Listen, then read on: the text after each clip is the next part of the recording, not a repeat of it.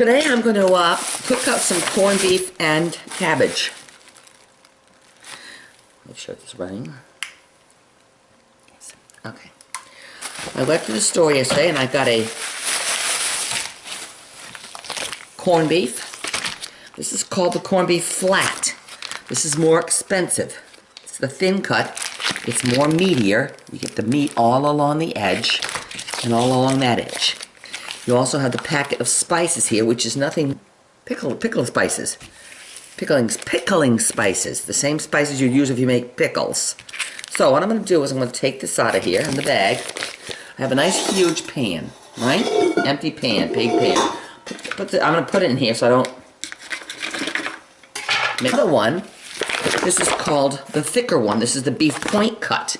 A little cheaper, but you never know what you're getting. You never know if you're getting a big wad of fat or whatever. Now, I felt it yesterday, and it feels soft all the way through, which means it's mostly fat. Mostly meat. So soft through. But here at this end, I can feel it's hard right here, which means it's fatty there. I'm going to cook this one together, too, because it's going to shrink up. Corned beef always shrinks up. So you start out with this much, and you'll end up with about half as much. I'll do the same thing, put it over the bag here, so yeah, I'll just do it this way.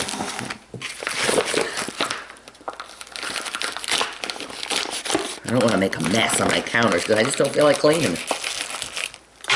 Here's the bag of seeds. See the bag of seeds? There's the bag of seeds. You gotta take this out of there.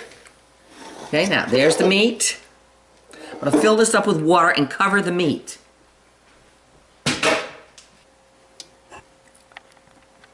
Okay, there's my corned beef in my big pot of water. I did wash the corned beef and got rid of the blood at the bottom, but I did that in the sink so I didn't make a mess on my counter. Now I'm going to add the packet of the pickling spices. Pickling spice packet. So there's the pickling spices in there now. I will bring it to a boil and then I will turn it down to low and I will boil this for about 3 hours. The corned beef has been cooking for about 4 hours now, and it is cooked, thoroughly cooked.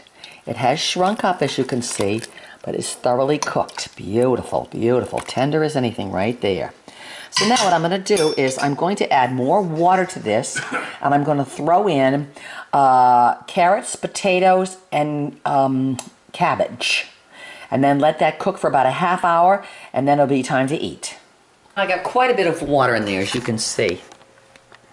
Quite a bit of water there. Now I'm going to take my cabbage right here, my nice head of cabbage.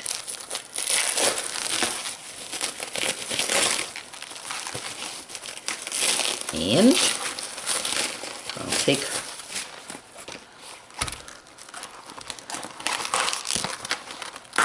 the outer leaves off, wash it.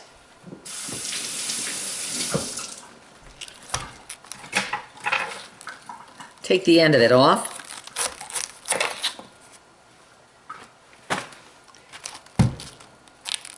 Get a bigger knife. Okay. Take this and right down. There we go. Nice, nice. Then I'll take these and I'm going to cut it so that this you cut it into the thick stem here, because if you don't, your cabbage is going to fall apart. So you want to cut it right in the middle of that. Now you'll have nice 4 pieces of cabbage. See? They won't fall apart. If I cut them across from here, it's going to all fall apart, the leaves. So I'm going to keep that there. And this one here, I'm going to cut right in the middle of that also. The stem will keep it together. See, the stem keeps it together? I'll throw it in the water. Dump it. Dump it. Dump it. This one here, same deal.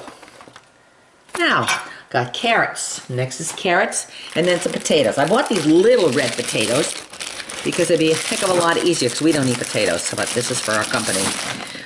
So, got little red potatoes. Nice little red potatoes. Okay. I'll probably eat about that many of them. Okay. I'm going to wash them. Wash them.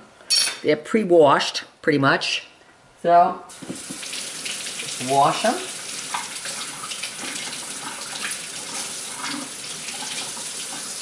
Wash them, throw them in a pot. That's enough. Okay, I'm going to skim these. Here we go.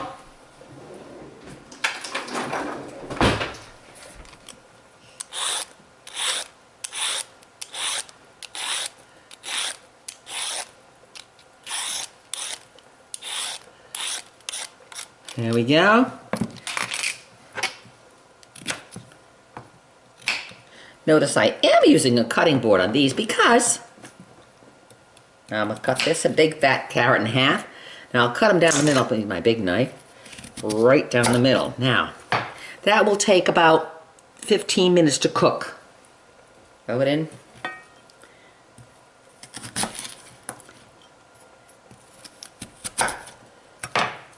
About 15 minutes. Stick them in.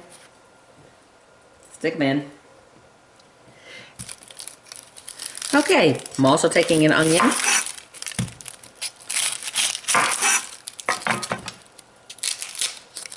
Sweet onion.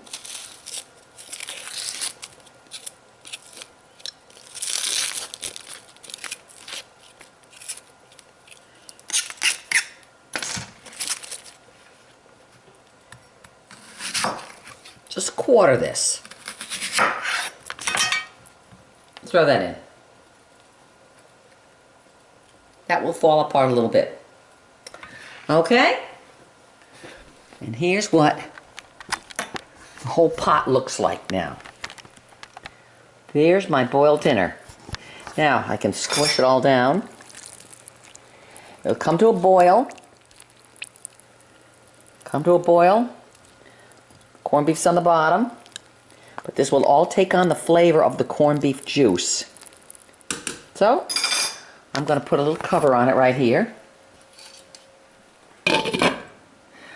Off to the side so when it boils, it won't boil all and make a mess.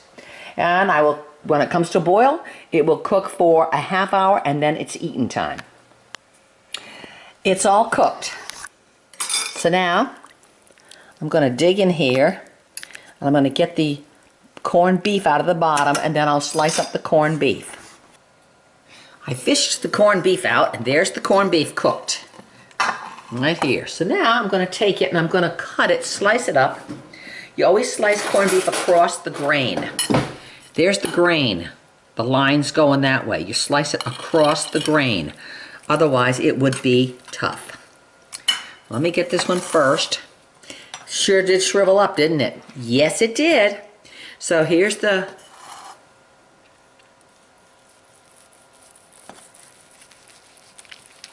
across the grain.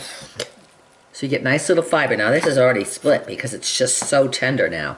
So I'm gonna do it this way. I'm gonna hold it with my hand to hold it together here while I sliced it. Falling apart. So we have all that lovely corned beef now. Now what we do is we take out a fish out of here, get a plate for dinner. Now we go fishing.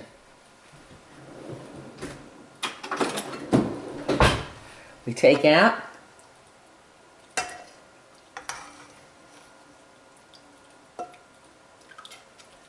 piece of cabbage,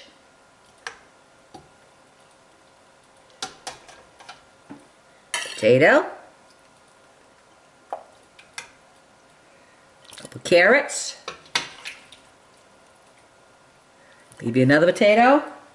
Got some little piece of onion in there, I see that. Oh, there's more corned beef in there. Oh my goodness. Look at that. There's another huge piece of corned beef in there. Another huge piece of corned beef in there. We'll cut him up afterwards.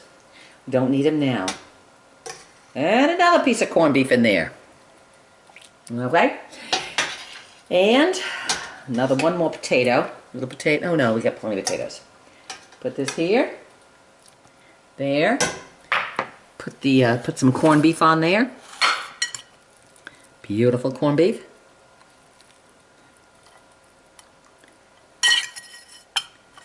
There's your corned beef dinner.